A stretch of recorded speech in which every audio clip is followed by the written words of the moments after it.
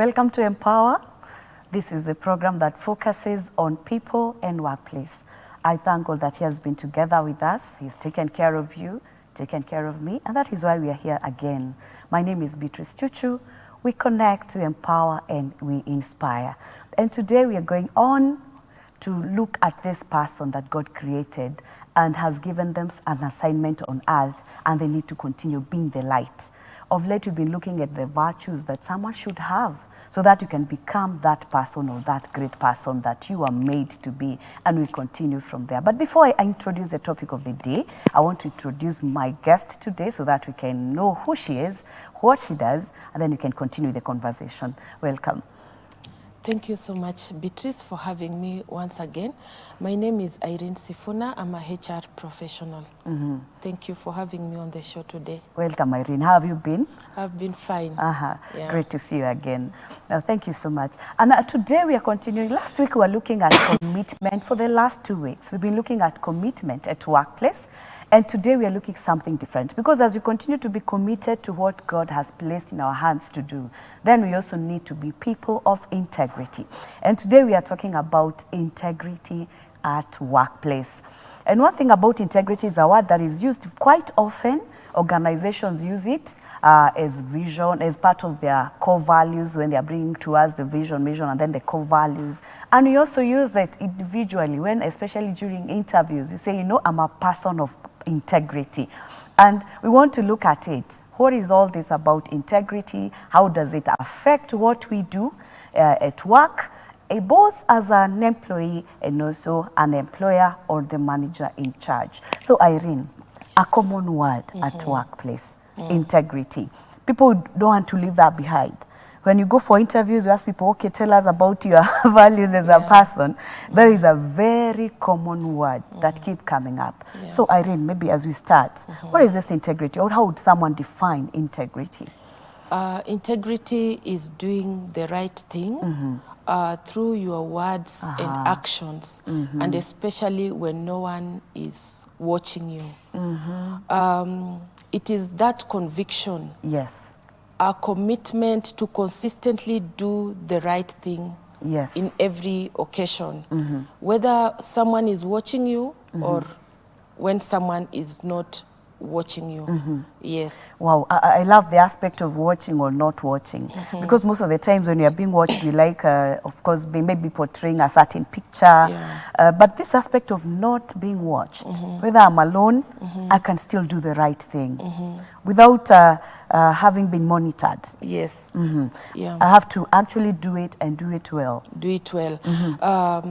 It also has a connotation of being honest and firm to your values and to your principles.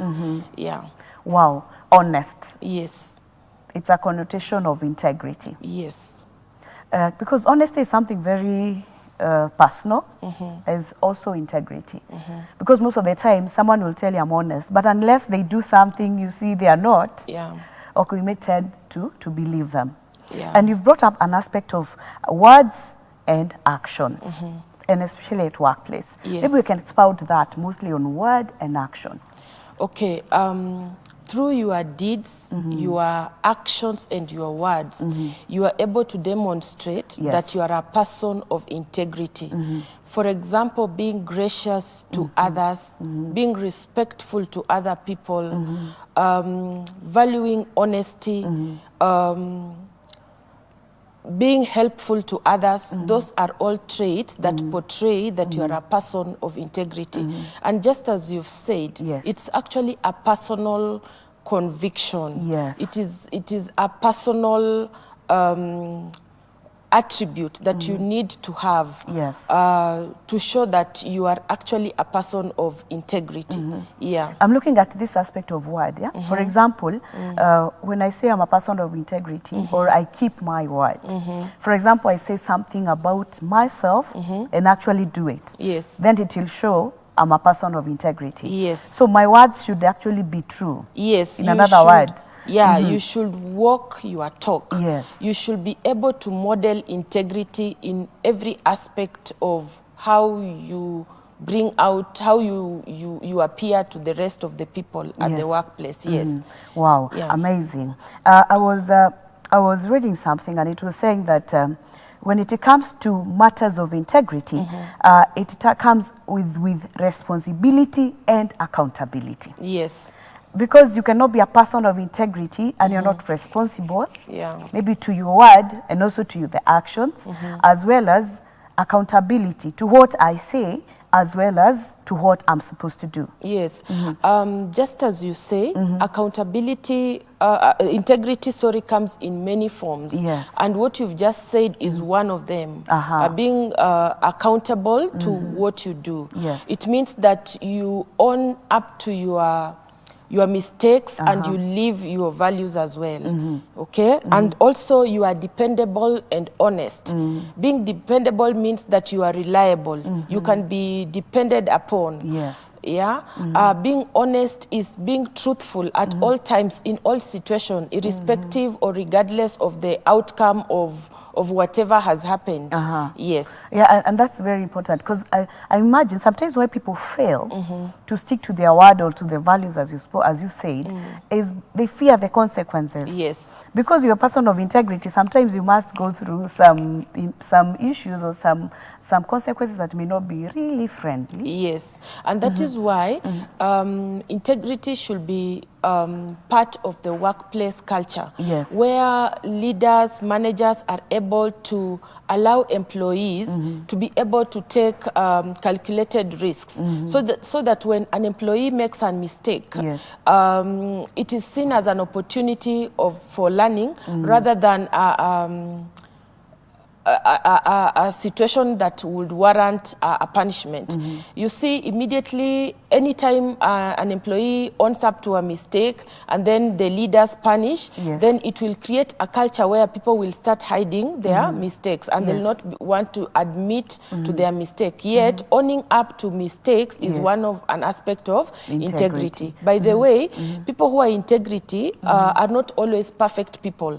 But the difference between them and those people without integrity is that they are able to own up to their mistakes and they even know how to correct the mistake because they have owned up to the mistake, and they know what they need to do better to fix up the mess that had been done. It doesn't mean I'm perfect. Yes. But when I make a mistake, I need to be accountable. Yes. And accept that it's true, Beatrice, it's true, I messed it up. I messed it up. Yes. Yeah. And this aspect that you talked about, responsibility, accountability, and reliability, and also trustworthiness.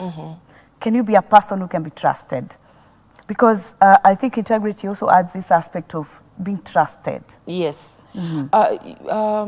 Being trusted means you are also honest, first of all, with yourself.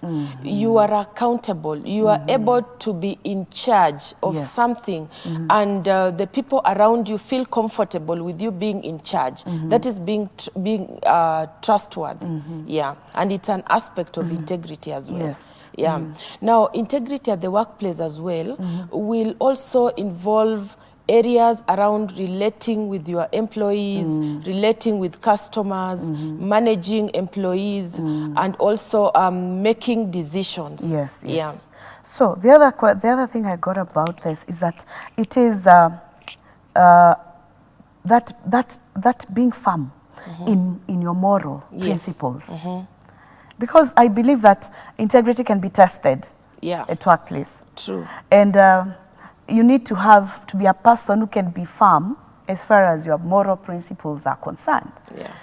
Because if you're not firm, then you can easily be swayed, and then your integrity doesn't pass. Yeah.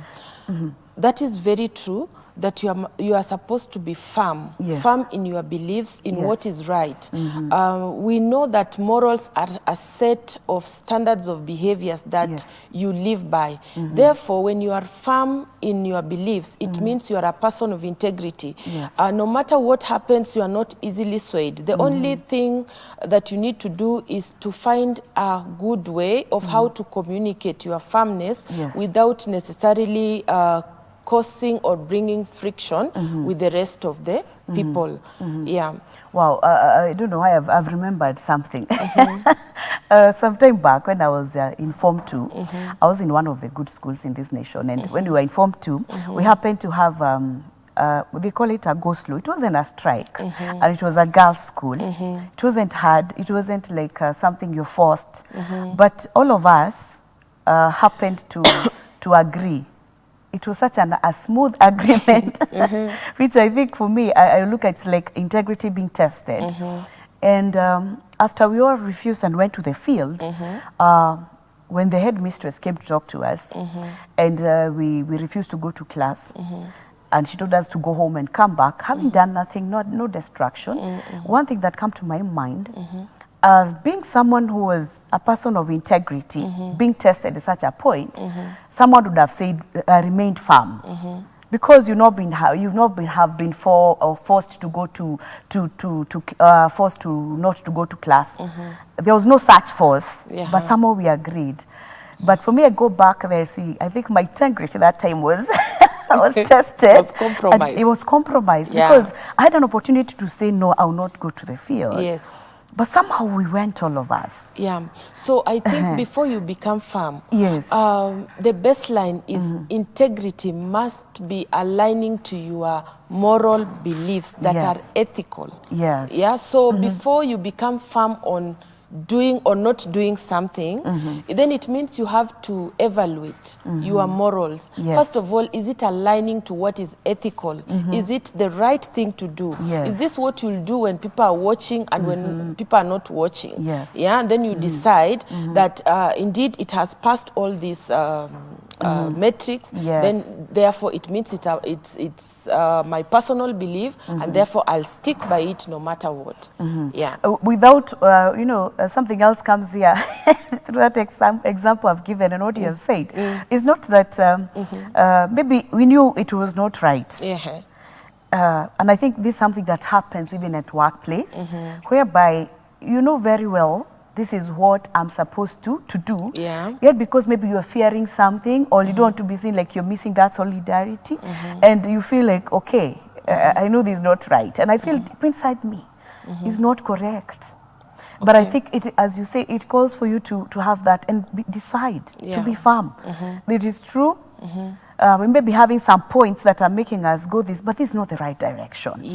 As a person of integrity, I can raise alarm. I can say, no, I will not support this. Or I can report the right person. Maybe it's to think about it from that direction so that the ethical part comes out and starts out strong. But before we take a short break, is that integrity is a personal choice, as you have said. You choose not to compromise. And then it has to be consistent.